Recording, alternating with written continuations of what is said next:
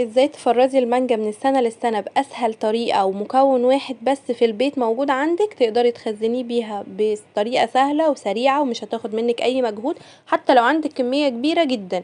واي نوع تشتريه هنقول مع بعض النهاردة من غير ما الاسماء بقى، وتحاولي ان انت تشوفي فيديوهات كتير لو اول مرة بتخزني مانجا. عايزة اقولك انها بإذن الله هتقعد من السنة للسنة. بصوا بقى تقيلة وقوامها وجميلة جدا ازاي، وما شاء الله الكمية اللي معايا تكفيني بإذن الله، ونفرز منها كمان لرمضان. عايزه اقول لكم ان الفيديو النهارده باذن الله هيعجبكم. يلا نبدا الفيديو. اللهم صل وسلم وزد وبارك على سيدنا محمد وعلى اله وصحبه اجمعين. الكميه اللي معايا دي يعني حوالي كرتونتين او حاجه، بس احنا ما شاء الله يعني اكلنا منهم. فانا معايا الكميه دي اللي اتبقت معايا اللي انا هخزنها. هتشتري اي نوع تخزين. بصي بقى، النوع اللي انت عايزه تشتريه هو المانجا الملحمه. طب في انواع عويسي وفي مانجا فص وفي كذا انواع كتير، ممكن تتلخبطي بينهم. انت هتروحي لبتاع الفاكهه عادي تقولي له عايزه مانجا تفريز، هيقولك مثلا خدي النوع الفلاني. هتجيبي المانجا بتبقى مليانه ناشفه، يعني ناشفه تحسي انها ايه، ما فيهاش ميه. انا كنت بغلط غلطه ان انا بحاول ان انا اجيب اللي هي طريه شويه عشان تبقى مستويه. لا، انتي هاتي الناشفه الجامده جدا زي ما انتوا شايفينها، وريتها لكم دلوقتي. تجيبيها ناشفه جدا.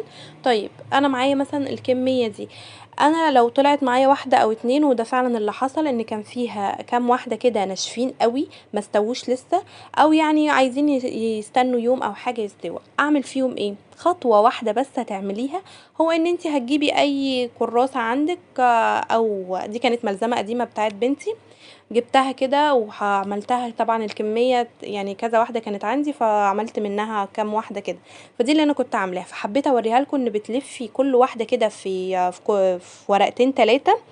تمام، وتروح حطاها بقى في اي شنطة كده، وحطاها يوم بليلة، يوم مثلا، او على حسب هتبصي عليها كل شوية استوت لا طريت ما طريتش او لسه.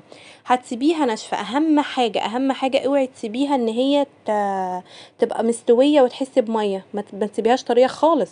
بالعكس انا عايزاها ناشفة وماسكة نفسها، وفي نفس الوقت احس انها استوت. خلاص خرجناها بقى وطمنا عليها وتأكدنا ان هي خلاص استوت ومش ناشفه خالص. حتى لو كنتي قشرتي مثلا جزء كده وحسيتي لا ان هي لسه مره او ناشفه، خلاص سيبيها في الكيس شويه ساعتين ثلاثه، او على حسب ما هتبصي عليها كل شويه، وترجعي بعد كده ايه، تبتدي تقشريها. هنقشرها بقى ازاي والكميه؟ حتى لو كميه كبيره جدا عايزه تقشريها بسهوله، بصي بقى يا ست البنات، بالسكينه بتاخد من اللحم وبتبصي تلاقيها بتهدر معاكي. انما ان انا ازاي ما هدرش في المانجا واخد من اللحم بتاعها وفي نفس الوقت اقشرها وتبقى سهله.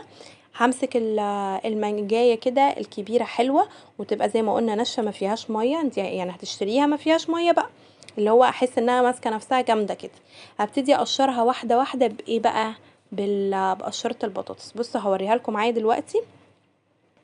بصي هجيب طبق كده، انا خطوتين بالظبط اللي بعملهم، هو ان انا بغسل المانجا وابتدي ان انا بقشره البطاطس كده ايه، بصي ما فيهاش لحم خالص، يعني ما فيهاش لحم نهائي، هي المانجايه ماسكه نفسها وناشفه، وفي نفس الوقت ناشفه، مش اللي هي مش مستويه، ناشفه اللي هي ماسكه نفسها، اللحم بتاعها مش طريه، مش ما فيهاش ميه. تمام، هتبتدي تقشريها بقى كده، مش هتطلع معاكي لحم نهائي في القشر بتاعها، ويبقى انت كده ما هدرتيش منها خالص. بصوا بقى معايا كده ما شاء الله، كل يعني تحس انها ايه، قطعه قطعه كده.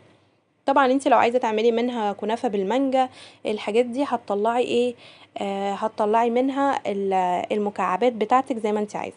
بصوا هنا انا بحاول اعمل بالسكينه، يعني اولا اتقطعت، وغير كده كمان ان هي هتدخل في اللحم، فلا احسن حل ليها هو قشره البطاطس. طيب بصي بقى، خطوتين بساط جدا هتعمليهم هما اللي هيريحوكي تفريز كميه كبيره جدا من المانجا. ازاي؟ هو ان انت اول حاجه هتغسلي المانجا زي ما انا غسلتها كده وحطيتها قدامي، هبتدي بقى اقشر الكميه اللي معايا كلها مره واحده.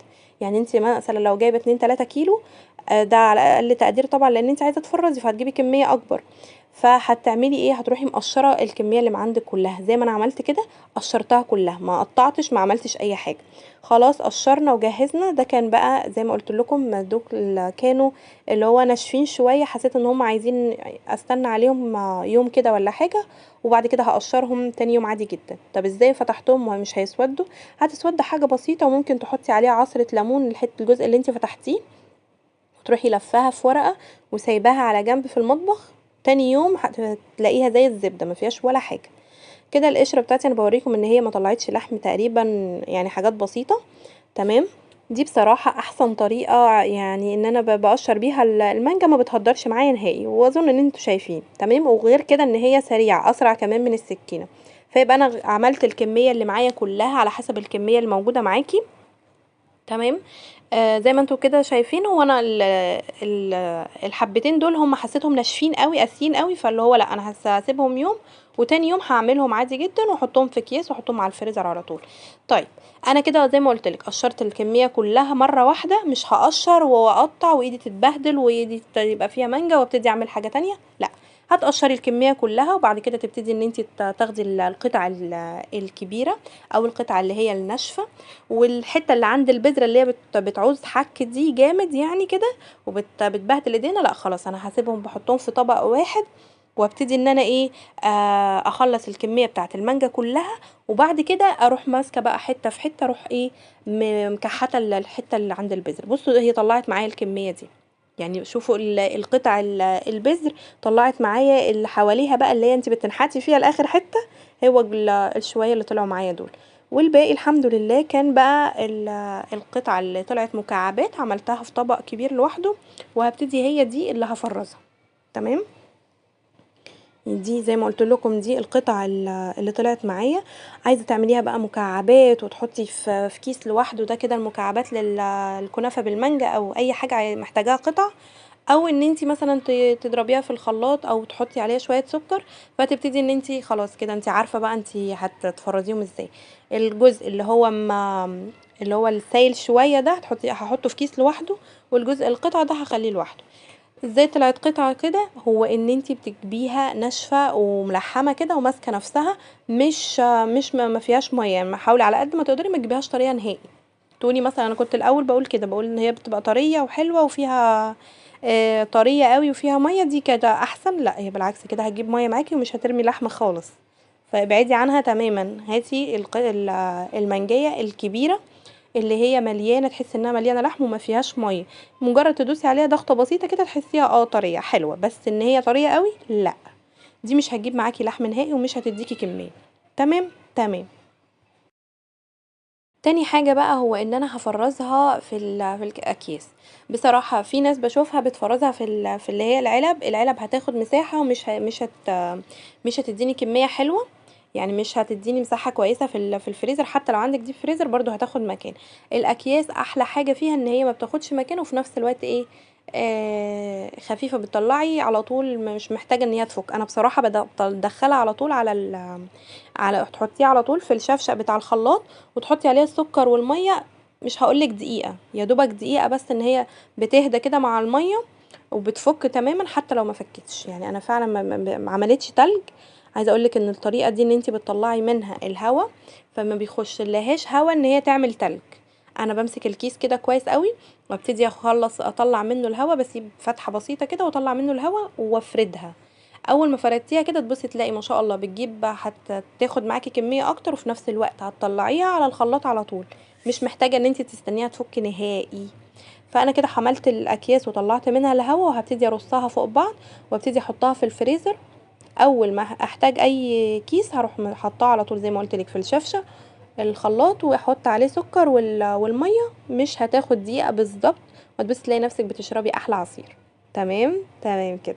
لو بقى متابعيني لحد النقطه دي، بالله عليكي ما تنسيش لايك حلو منك كده، وكومنت اعرف بيه رايك بتفرزي المانجا ازاي، واتمنى ان انتي برضو تقولي لي اسمك ايه، علشان ان شاء الله الفيديو اللي جاي كده ارحب بيكم في الفيديو اللي جاي، وعرفوني بتتابعوني منين باذن الله. تمام. وشيروا الفيديو يا بنات على قد ما تقدروا كده، شجعوني وحسوني ان انا في ناس بتسمعني كده، عشان تشجع الفيديوهات الجديدة بإذن الله، عشان ان شاء الله فيديوهات جاية جديد جايه احسن بكتير باذن الله. كده انا هخلص الكميه اللي معايا كلها، وبحاول ان انا اوريكم ازاي بطببها كده لحد ما سويتها واحده واحده. الجزء ده بقى انا كنت حطيت الشويه اللي هم اللي وريته لكم المهريين دول، حطيت عليهم ميه وسكر وضربتهم بالمعلقه ضربه حلوه كده، ونزلت معايا احلى شوب عصير قطع. اتمنى الفيديو يكون عجبكم، وتنسونيش بدعائكم بصالح الحال يا رب. و يا رب الفيديو يكون عجبكم واستمتعتوا بيه واستفدتوا بإذن الله. احلى شوب عصير لأحلى ناس في الدنيا. باي باي.